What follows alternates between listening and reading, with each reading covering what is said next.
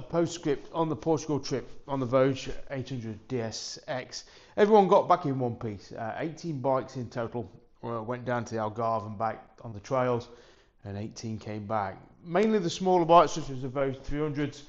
We also had 450 MTs, Himalayans, and I was on the 800. We also had a 790. And I think, if anything, that just proves you can do it. You can do any trip on any bike, and there's just different compromises to be made. I think on the 800 the compromise was on the trail. You had to really concentrate, work it, and then at times feel that mass on the trail. On the way back up from the Algarve, obviously, you're whipping along and you've got no issue in the world to do big distances in comfort. So, it depends where you want to compromise. Do you want it easy on the trails or easy on the road? I mean, personally, I think I'd steer again towards a smaller bike for the trails. For road touring, the 800s are great. And for light trail, the 800s can be great depending on your skill level. But for enjoyment and sort of safety on trails, I think the guys on the 300s and the 450s probably struck the right compromise. So it was a useful ride for me to take the 100s, just to say, I really like it, but on trail ride, I just prefer something a bit more manageable. People have asked me what kit and other things I take. Go through what you wear. I've got to be honest, I'm pretty rudimentary in what I wear. I don't really spend a lot. I don't cadge a lot on kit. I mean, I've just done Portugal on these pair of gardening gloves that I bought in America for the America trip back in May. A $10 pair of gloves. No, they're not CE approved, but they're comfortable and durable. My boots I've had for 2 or 3 years. The jacket I've had for 4 years. Tools, pump, tube stuff, slime, plug kits. Obviously, accommodating a group as trying to look after a group, I take more tools than I generally would. And obviously, from a medical point of view, I've got trauma kits and all that side of medical side of things. But it's a bit like the bike. You can overthink the bike, you can overthink the kit, what jacket. And I was looking at jackets last night on eBay and on Google and the bike shops. And you know what? I don't know where to start buying a jacket. I really don't. There's so many choices. There's so many options, price-wise, style, fabrics, systems, laminate, three-tier systems.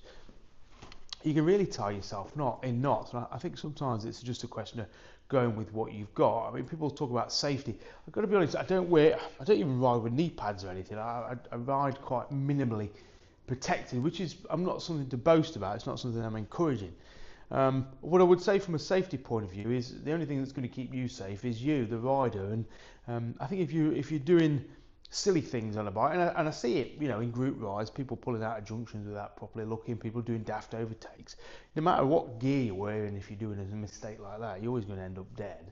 So if you're thinking the gear is going to save you from bad riding, it never will. So I think, safe, considerate, riding within your limits type riding is the best way to go. I mean, there were some guys on the ferry, one group had burnt out their clutches, another had sent a man home with 9 broken ribs.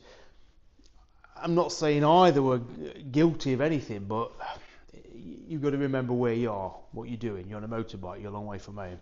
I'm gonna take it steady on that trail. I'm gonna hold back rather than going deep.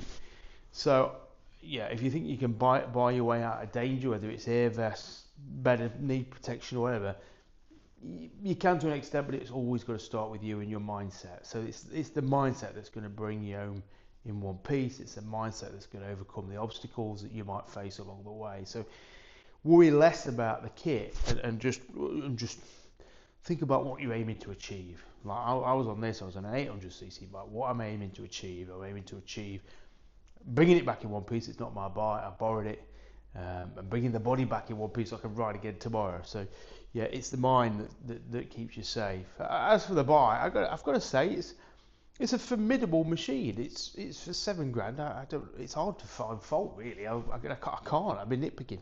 Obviously it's heavy, but then it's well equipped, so therefore it justifies its weight.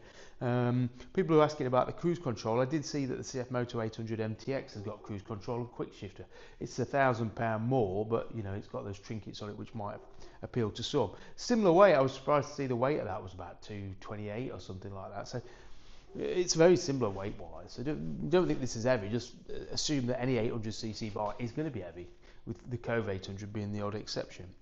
What next? Well, I'm standing in front of the Marini in the Voge 300. We're off to the Balkans, Montenegro, Croatia, what are they? Montenegro, Croatia, Bosnia, Slovenia, in less than 2 weeks' time. And the bikes today, I'm just about to load the Marini up in the Voge, take them up to Scipio up in Northampton, and there's going to be 19, 18 bikes also there.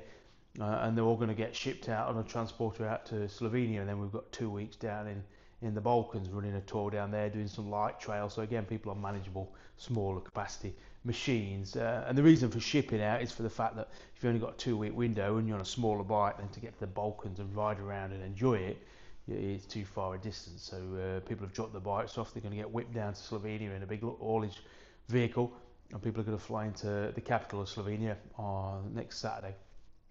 Then we'll collect the bikes, ride down the coast, Croatia, do some trails, Montenegro, have a few nights in Montenegro, probably dip into Albania, see how people feel, and then come back up. So yeah, it's just a way of using people. There was a chap debating me, we choose the bike to fit the trip or the trip to suit the bike. Well, if you want to do the Balkans and you've got a small bike and you've only got 2 weeks holiday, then think about ways you can do it. Or if you want to do the Balkans, you didn't want to ship, and you only had 2 weeks, then get a bigger bike. It's kind of matching the bike to the trip to the bike. It is a bit of both. So that's what we're going to do. So, and then after that, Morocco, when we're doing the same, shipping down to Malaga to save that long distance at the front, long distance at the end, to maximise your time in location, to enjoy it, to relax, to see, to stop. And I think that was almost the issue with the ACT in a sense, doing it in 5 days through Portugal. You're whipping along the trails to get to the end of the trail, to start the trail the next day, to get to the end of the trail, to start the trail the next day. From a travelling point of view, from a trail point of view, it's great. From a travelling point of view, you're like, I'm missing something. I'm missing the opportunity to stop and see and have a look around and things. So the idea with the Montenegro and the Morocco trip is to do that. So think outside the box. Obviously, it adds cost shipping bikes. It's not the cheapest way of doing it, but again, if you ain't got much time in life, you ain't got 3 days, and pack your tent, go to Wales, pack your tent, go to Cornwall or North Scotland. I mean, you can have some great adventures there. So don't think you've got to do everything on a big bike or big distance or a long way from home. It can all happen on your doorstep on a modest bike for a modest amount of money. So, and in a modest amount of kit, you don't have to spend the world. That's the whole point, isn't it? Time on a bike is time on a bike. It don't matter what bike, don't matter where you're going, as long as you're on a bike. That's the thing. So that's it. A little download. Just to say, bike came back through from an Algarve to Santander. We caught the ferry from Santander to Plymouth. Easy peasy, lemon squeezy. Like the bike did the job. Every bike did its job. There was not one person who was unhappy with their bike choices. And what that tells me is that there isn't a bad bike choice out there. People have weighed it up. What do I want? Oh, I want one of them. I'll take it on a trip. How did it perform? Yeah, it did the job. Once you get out there, put the wheel dirt in tar, put the wheel in dirt. I'll get that out eventually. All the analysis. I mean, I even see people with spec sheets. All the spec sheets go out the window when you get there, and you sit on a trail and you're on a bike, and you just have to accept what you've got and what you're going to deal with, and you get on with it. So yeah, paralysis by analysis. We're all guilty. All guilty. All right, cheers.